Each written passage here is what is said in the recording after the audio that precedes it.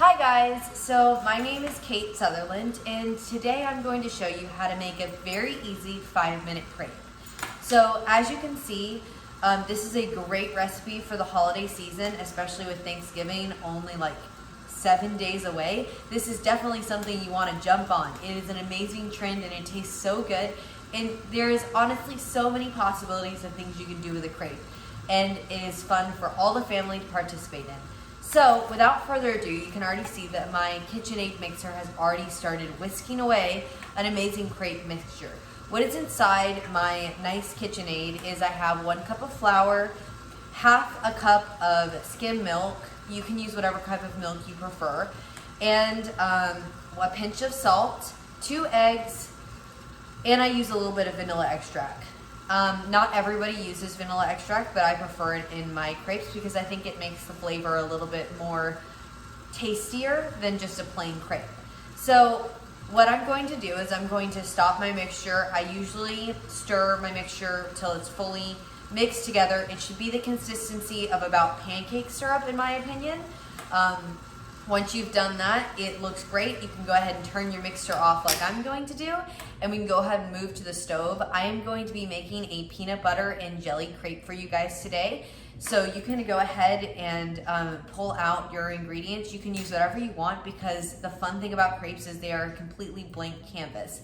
So you can do whatever you want. It is like the artistic jewel of baking. So I actually have sunflower butter here today, just as a caveat. I am highly allergic to peanuts, so I am doing a take on the very fun childhood favorite, which is a peanut butter and jelly sandwich, but I never partaked in the peanut butter and jelly sandwich because I was allergic. So we will be doing a sunflower butter and strawberry jelly crepe today. So without further ado, you're going to meet me at the stove and I'm going to show you how to make a perfectly round crepe for all your family and friends.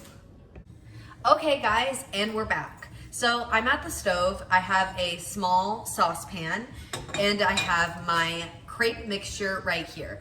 So a very helpful tip if anybody is sitting at the stove right now cooking along with this video is you do not want to put your crepe mixture into the pan without the oil being ready. So make sure your oil is hot and that it's not lukewarm and not quite ready.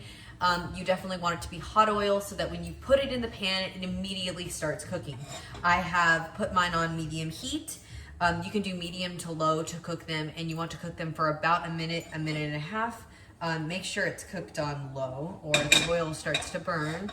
And I'm just gonna go ahead and put my crepe into the pan. You just wanna pour a little bit of mixture into the pan, like so. And then you want to try to get it on the sides. And what you want to do is kind of roll the pan around like I'm doing.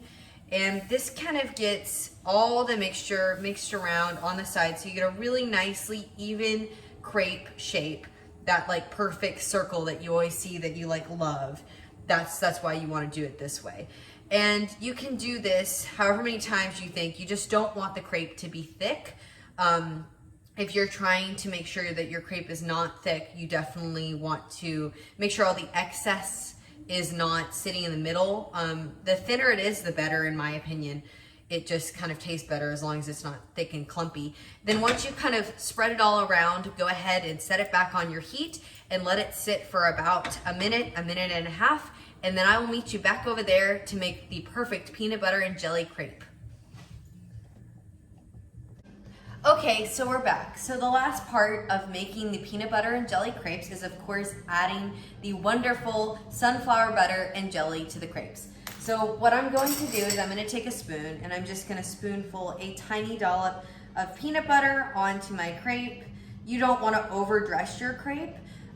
You just want to put enough that you can get the flavor in. And then I'm going to put a tiny spoonful of jelly.